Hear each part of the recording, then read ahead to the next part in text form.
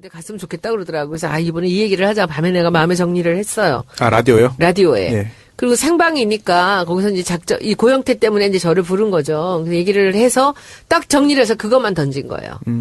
이 사람들이 손자까지 있는 60이 넘은 여자가 이제 와서 내가 불륜을 했다. 네. 내가 불륜이다. 나 쟤랑 불륜이야. 쟤는 나쁜 놈인데 내가 불륜이야. 이게 얼마나 웃기는 얘기입니까? 이게 웬만한 사람이라면 쉽지 않죠. 상식적인 사람이라면 누가 불륜이라고 해도 아니라고 펄펄 뛴다는데 그렇죠. 뛸 텐데 이런 식으로 박근혜 대통령과 그 변호인단과 그리고 이쪽에 자기 변호인단과 차은택까지 나서서 말을 맞춘 듯이 질이 나쁜 직업을 갖고 있던 남자와 내가 불륜이다라고 얘기를 하고 있잖아. 이거는 뭔가 큰 걸 가리고 있는 거예요. 다른 것들 얘기들 못 꺼내게 보지 못하게 이쪽으로 계속 이렇게 몰고 있는데 저는 느낌에 그렇습니다. 저는 뭐 법적인 거는 제가 잘 모르고 이 소송에 대해서 잘 모르지만 이것이 무슨 힘을 갖고 과연 이 소송의 결과에 영향을 미칠지는 모르겠으나 이렇게까지 이 사람들이 무식하게 국민들을 향해서 아니 그거는 그거밖에 없어서 그래요. 방법이. 그 방법이 그밖에 없고 지금 뭐 손소 변호사도 그렇고 저도 그렇고 종편 많이 나가지만 종편 패널들이 지금 손혜원이 분석한 거로 다 똑같이 했었어요. 그러니까 그 박 대통령 편을 든 게 아니고 왜 저들이 저렇게 하는지를 우리 다 얘기했다고 그건. 그리고 국민들이 그렇게 쉽게 넘어가지 않을 거예요. 또 특히 재판관들은 왜 이러는지 뻔히 알고 있기 때문에 이거 아마 거기에 영향이 없어요. 신경도 안 쓸 거예요, 이거는. 제가 근데 오늘 이 얘기를 하면서 사람들이 이 얘기를 그대로 같이 이제 아주 쉽게 이렇게 풀어서 이해하기를 바랬고 이 얘기가 다시 안 나오기를 원했어요. 아마도 못할 거예요. 그러니까 박사모한테 논리를 제공하는 것이요, 그렇죠. 사실은. 그렇죠. 이렇게 얘기해라라고. 그렇지. 자, 그런데 문제는 이 재판이 최순실 재판이 어떻게 될 것 같냐 이건데 지금 최순실 1심 재판이 어느 정도 꽤 진행이 된 걸로 알고 있는데 네. 언제쯤 결론이 날까요? 글쎄요. 일단 그 구속 피고인이기 때문에 구속 기간을 최대한 하더라도 6개월입니다. 1심이. 6개월 동안에 그 판결 선고가 나지 않으면은 이제 일단 풀려나거든요. 따라서 6개월 내에 판결이 선고될 것으로 보이는데 이게 6개월이 언제인지 정확히 저도 잘 모르겠네요, 지금. 근데 아마도 6개월 전에 다 결론이 1심 판결이 선고될 것으로 그럼 뭐 헌재 보입니다. 판결이 먼저 나겠네요. 헌재 결정이요? 예, 헌재 결정 결정. 선고가 좀 이를 수도 있는데 사실 최순실 씨 형사재판은 이제 구속기간 만료되기 전에 선고될 것이기 때문에 그렇게 합리적으로 예상 가능한데 헌법재판소의 탄핵심판 결정 선고는 사실은 이게 짐작이지 언제 끝날지 잘 모르거든요. 변수가 훨씬 더 많은 것 같아요. 탄핵 사건이. 그리고 이번 뭐 최순실 재판에 고영태도 나와서 증언했지만 이성한 전 사무총장도 나와가지고 여러 가지 증언을 했어요. 그래서 뭐 최순실이 발끈해가지고 본인이 직접 신문도 했다는데. 제가 그 얘기 하나 해드릴게요. 예, 일단 좀 여쭤보고 그 피고인이 자기가 나와서 이렇게 막 할 수 있나요? 할 수 있죠. 네. 할 수 있고 실제로 그런 경우가 종종 있는데 현실 재판장한테 허락을 맡고야 될 거 아니에요. 그렇죠. 예. 네. 이게 그 형사소송법 163조에 당사자의 참여권, 신문권 규정이 있어요. 그래서 1항에 검사, 피고인 또는 변호인은 증인 신문에 참여할 수 있다는 규정이 있어서 변호사를 변호인으로 선임해서 그 변호인이 물론 증인에게 증인 신문을 하는 게 법리적으로 볼 때 훨씬 도움이 되잖아요. 예. 그런데 경우에 따라서는 그 변호사인 변호인이 하지 못한 부분 또는 안 한 부분에 대해서 피고인이 직접 증인에게 신문할 수는 있습니다. 그런데 문제는 증인 신문이라는 게 증인한테 욕을 하고 증인을 비난하고 증인이 되게 나쁜 사람으로 보인다고 해서 성공하는 거는 굉장히 극히 미미하고요. 실제로 증인 신문은 증인의 경험 사실, 즉 보고 들은 것을 물어서 그걸 확인하는 절차거든요. 그런데 최순실 씨가 고영태 증인에게 대해서 피고인이 직접 신문하면서 뭐 이제 공격도 하고 뭐 큰 소리 지렀다고 해가지고 그게 재판에 영향은 없을 거예요. 다만 믿을 수 없는 사람이다. 라고 한다면은 고영태의 그 증언 또 고영태가 했던 검찰에서의 어떤 그 참고인 진술의 신빙성은 떨어질 수 있겠습니다만 고영태 그렇게 성공을 해서 설령 그게 성공해서 고영태 씨의 증언과 고영태의 진술의 증명력이 내려간다 하더라도 다른 물증이 워낙 많아요. 예. 그래서 그게 이거 하나만으로 뭔가 결과가 바뀌지는 않을 것 같습니다. 이번에 뭐 이성한 사무총장이 또 녹취록 제공했고 그렇습니다. 다 증거가 되는 거죠. 그럼요. 예. 노승일 부장의 어떤 그 포스트잇 같은 것도 증거물이 최순실 씨가 되니까요. 진짜 궁금했나 봐. 뭐가요? 그 이성한 총장 만날 때 어떻게 핸드폰 녹음했냐고? 다 뺐고 다 했는데 도대체 뭘로 녹음한 거야? 그걸 어저께 알았잖아. 왜 어저께 재판장에서 궁금했던 거야 그게.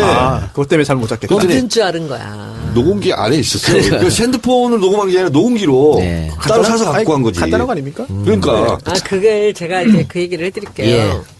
제가 이성한 씨를 만났거든요. 벌써 한 달 전에 예. 만났는데 묵치 파일이 한 50개 정도 있대요. 50개가 있는데 이제 그 고수부지 얘기를 하더라고요. 고영태를 통해서 최순실이 만나자고 연락이 왔답니다. 근데 갔는데 그 고영태가 전화기를 내놓으라 그러더래요. 그래서 이제 얘가 워낙 녹취를 좀 하고 그러니까 서로 못 믿는 사이예요. 둘이 서로. 그러니까 내놓으라 그래서 그걸 줬는데 이제 얘가 그 작은 그 소형 녹음기를 갖고 다닌 거야, 애들. 그러니까 이것을 뺏을 줄 알고 주머니에다가 그 소형 녹음기를 갖고 있었던 거예요. 그래서 녹음을 했다고 그 녹취를 갖고 있다 그러더라고요. 그런데 최순실은 이 전화기를 뺏었기 때문에 절대로 녹음은 못했다라고 생각을 한 거예요. 그런데 나는 궁금한 게 하나가 네. 어저께 같이 그 최순실이 고영태나 이성환이한테 그렇게 감정적으로 덤벼들고 한 것이 자기한테는 손해 아니에요? 그때 지금 이판사판인 것 같아요. 실제로 그 특검 나오면서도 그렇게 소리 지를 정도인데 지금 뭐 그냥 하고 싶은 대로 다 하는 것 같은데요. 누구도 통제 못하는 것 같습니다. 근데 그 상황을 이성환의 그 녹취록 50개 있다고 얘기했는데 그 검찰에 뭐 다 제출된 건 아니죠? 다는 아닌데 본인이 안 내나 뭐 없다 그러기도 하고 뭐 이렇게 있는데 아마 자기의 마지막 카드로 갖고 있었던 건데 그 중에서 이제 어저께 하나가 이제 까진 건데 조금 잘 모르겠는 사람이더라고요. 그분은. 그리고 이제 저랑 만났을 때도 너무 여러 가지 생각을 많이 하는 것 같아요. 그래서 한 번 제가 만났는데 아주 복잡하게 여러 가지 생각을 하는 것 같아요. 그래서 저 사람은 이 최순실하고 직접적으로 무슨 그 거래도 할 수 있고 그리고 직접적으로 무슨 소통을 할 수도 있겠구나 생각을 저는 했었는데 잘은 모르겠더라고요. 근데 이제 어제 나와서 그걸 깐 거죠. 자, 그리고 안종범 39개 수첩. 예. 예, 이거는 사실은 김영재 그 원장의 부인이 네. 안종범 수석의 부인한테 뇌물 준 거, 이걸 좀 선처하기를 원해가지고 청와대에 있는 39개 수첩을 그렇습니다. 검찰에 줬다는 거잖아요. 놀라운 게 청와대에 왜 이걸 뒀냐라고 했더니 청와대는 압수수색 안 당하고 안전하게 보관할 수 있을 것 같아서 그게 청와대에 증명됐어, 이번에 압수수색 불허하면서. 그러니까요. 그리고 청와대 압수수색의 필요성을 보여주는 거거든요. 그런데도 지금 현재 청와대 측에서는 뭐 경호실장과 비서실장 명의로 승인할 수 없다라고 하고 있고 황교안 권한대행은 나는 모르는 일이다라고 발뺌하고 있고 그러다 보니까 굉장히 좀 국민적인 분노가 커지고 있는데 또 특검도 지금 청와대에 대한 압수수색 영장 재집행을 하지 않고 뭐 실질이 중요하니까 이미 제출 형식으로 받겠다라고 일단은 한 발 빼는 뒤로 물러나는 것 같아요. 여기에 대해서도 좀 비난이 좀 있는 것 같습니다. 한 번 더 해야지. 그때의 기세로 봐가지고는 두 번, 세 번 계속 할 것 근데 같은데. 뭐 청와대에서 안 열어주면 그만이잖아요. 방법이 없잖아요. 그렇죠.